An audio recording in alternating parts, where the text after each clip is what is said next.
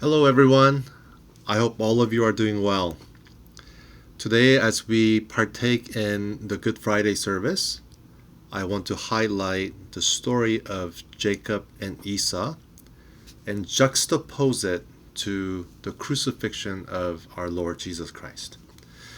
Juxtaposition is simply a fancy word to put two unlikely things together, or two things together side by side, and there's a new meaning that merges out of that comparison. Now, I have to give a little bit of a disclaimer and a warning. I'm not saying that Esau is a type of Christ in the Old Testament, but I see a lot of similarities between the story of Jacob and Esau and the crucifixion of Christ. One reason that I want to juxtapose these two stories is so that as we do so, I think the crucifixion of Jesus comes alive. It really pops, at least for me. And I also read the Old Testament story of Jacob and Esau in a very different light as well. The story of Jacob and Esau starts with God's prophecy. Two nations are in your womb, and two peoples born of you shall be divided. The one shall be stronger than the other, the elder shall serve the younger. And I don't think I need to go into great depth and detail into this story because it should be fairly fresh in your mind. But when I first read this story, I sense I guess maybe a bit of injustice of God saying, I love Jacob, but I hated Esau. And their destiny seems like was determined before they were born, before they did anything good or bad. And as the story progresses, you see that Jacob deceives his brother Esau and steals his birthright. And eventually, as you know very well, that Jacob gets all the blessings.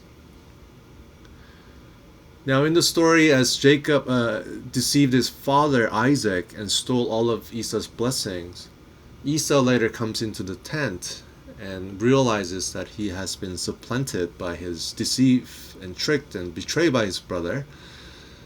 He cries out to his father in tears and agony, like, Father, bless me too. And I want to be blessed. Is there anything for me? And oddly enough, Isaac says, nah, there's nothing. Your brother took everything. And there's nothing that Esau or Isaac can do to revert what has taken place. In ancient Near Eastern period, this was unthinkable. Of course, the eldest deserved all the blessings. He's a carrier of the name and the carrier of all the possessions, and he will he's the one who will make the family prosper by inheriting the authority and power and wealth. Now, I think at this point, many of you probably are making the connections to the story of Jesus. The similarity between Jacob and Esau and the crucifixion of Jesus is that Jesus is the preeminent only son of our God. He wasn't the eldest. He was the only son of our God. And as such, in him, bestowed upon him was all the glory and power. Yet, he surrendered willingly his birthright, if you will, all of his blessing, all that he has with the Father, and gave it to us. and we receive all of his blessings. And he lost everything that was his. And unlike Esau in the story, Jesus willingly surrenders his blessings by walking up to the cross. Of course, Jacob-like figure in the story that we're reading today in our text is Judas and the priests, I guess the leaders of Israel. Remember reading that story of Judas where Jesus gives a morsel to Judas over the Passover meal. John is deliberately making a connection between Psalms, where it said, even those who ate at my table, are raising their heel against me. The imagery of someone that you hosted for raising their heel against you is such a gut-wrenching imagery. Because in a battle, if you have fallen, your enemy will come and at least will give you the respect of slaying you with his sword. Remember the story of Jonathan and Saul when they fell in the battle and yet their life hasn't quite extinguished yet, and he wants to be extinguished. He wanted to end his life in a warrior fashion, like, kill me, I don't want my enemies to come and desecrate me. So raising a heel means that you would crush their head. Like, you don't deserve a warrior's death. I'm gonna just raise my foot and squash you out like a little bug. And that's really what's happening here in that story of Jesus giving food, hosting, and honoring Judas. Yet Judas raised his heel against Christ as if he was nothing. Then what about priests and the leaders of Israel? What were their betrayal and deception? Well, their betrayal and their deception is this. When they brought Jesus to Pontius Pilate, first thing in the morning, to make sure that this is the first case that Pilate deals with, and he has to deal with it right away, Pilate asks, "What has he done?" And they say this, "Would we have brought him to you if he hasn't done something evil?" And they never state anything that Jesus has done that incriminates him. So Pilate simply tells them, deal with it yourself. I don't want to be bothered with this. But they say, we can't execute him without your permission. So this is why we brought him to you. So Pilate is making assumptions. One, whatever this guy did, he deserves to be punished by crucifixion.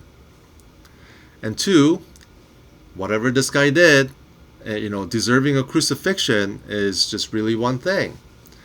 Two things. It's either a horrible crime or that he was a rebel and he was leading a rebellion.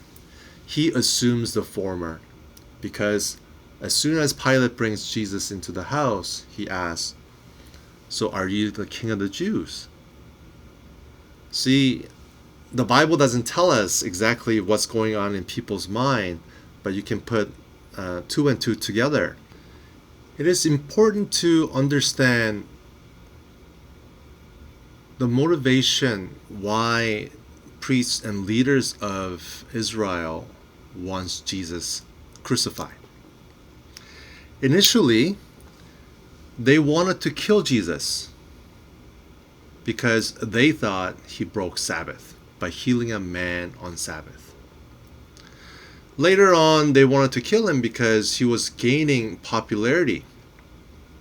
So the reasons are adding up.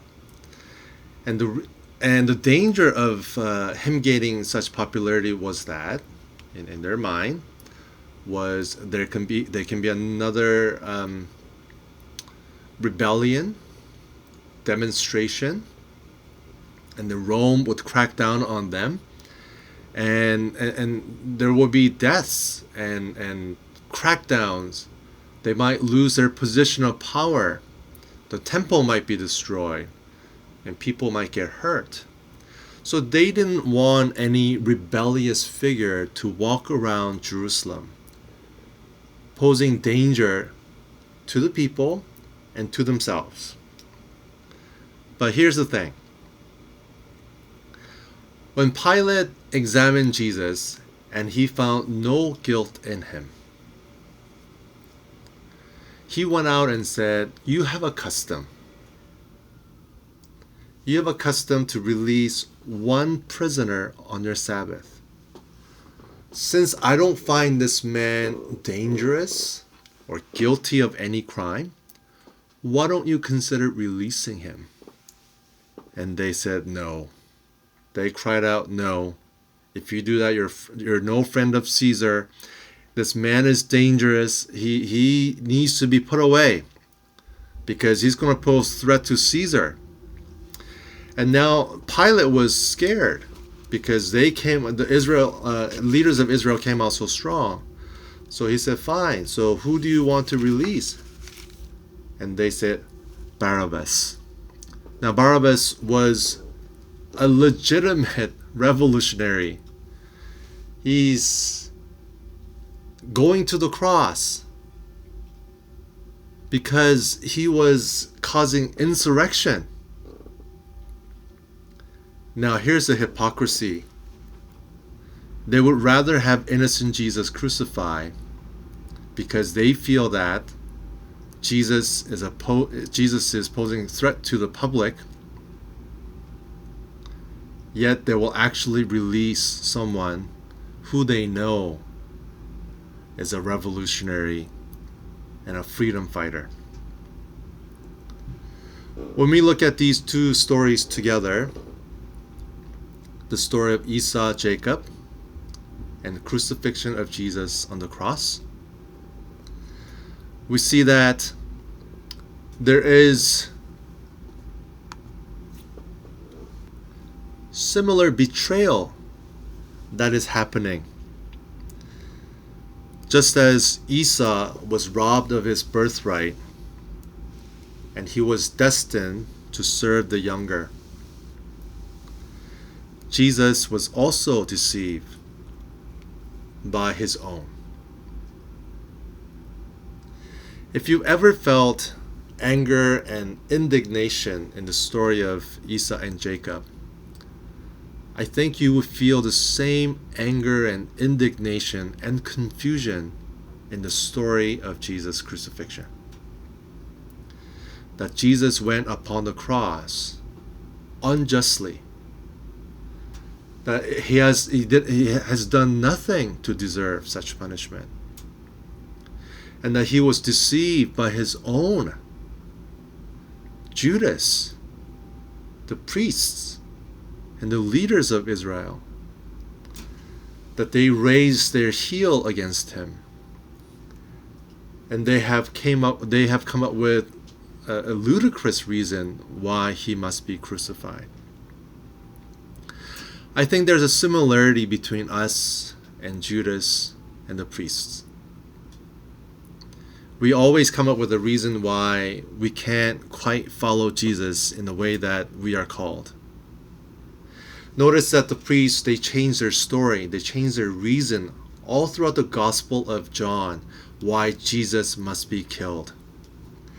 They start with a very spiritual reason. At least in their mind, Jesus broke the Sabbath by healing a man, a crippled person. And from there, they say, no, we must kill him because he poses threat and danger to public.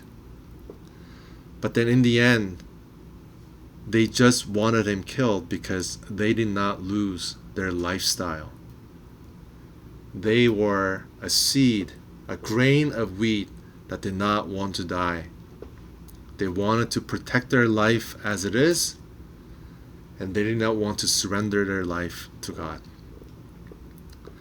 I think there are many crucifixions, if you will, in our life where we want to protect our lifestyle and the things that we own and we have, and we betray Christ and we turn away from Him.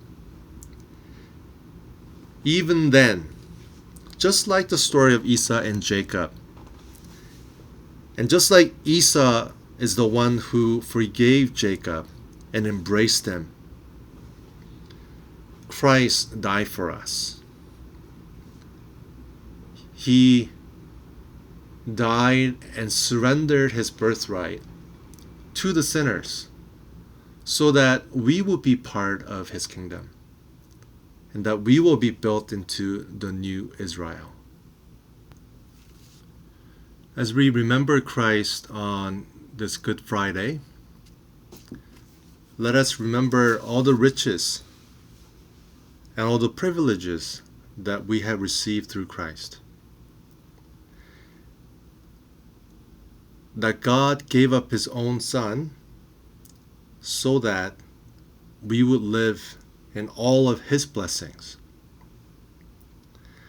Not only I would like to remind you and encourage you to think about these things, but I also want you to claim all the blessings and just how much He loves all of us. That if He did not spare His own Son, what will He withhold from us? Let us give praise to God and give Him thanks.